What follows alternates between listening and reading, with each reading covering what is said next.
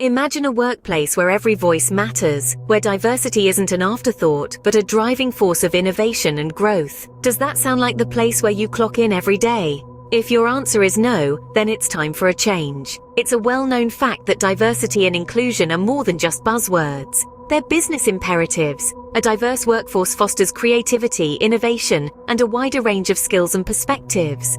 But how can we close the representation gap and create such a workforce? Take the case of Intel, a company that has been successful in achieving gender parity in its US workforce. Intel has committed to increasing diversity by setting clear, measurable goals and transparently reporting on progress. They've also established a warm line, an internal resource for employees to express concerns and seek advice about bias and discrimination. Or consider Salesforce, a company that has taken bold steps to close the wage gap. They've conducted regular audits of their pay practices, adjusting salaries when necessary to ensure equal pay for equal work.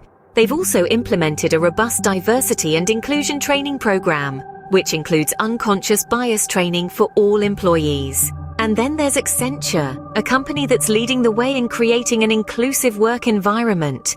They've launched several initiatives to identify and support underrepresented communities, including their Skills to Succeed program, which aims to equip more than 3 million people with the skills to get a job or build a business. What do these companies have in common?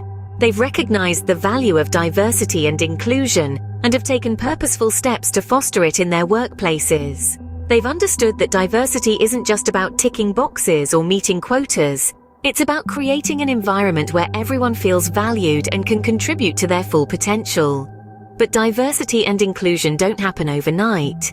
They require a sustained commitment, a willingness to challenge the status quo, and the courage to make difficult decisions. So, ask yourself, what steps are you taking to close the representation gap in your workplace?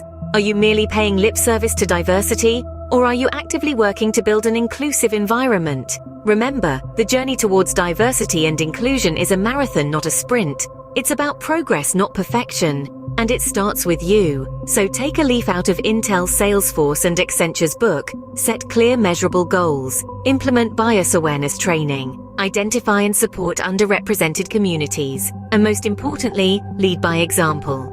Because diversity and inclusion aren't just good for business, they're essential for it. So don't wait for change to happen. Be the change.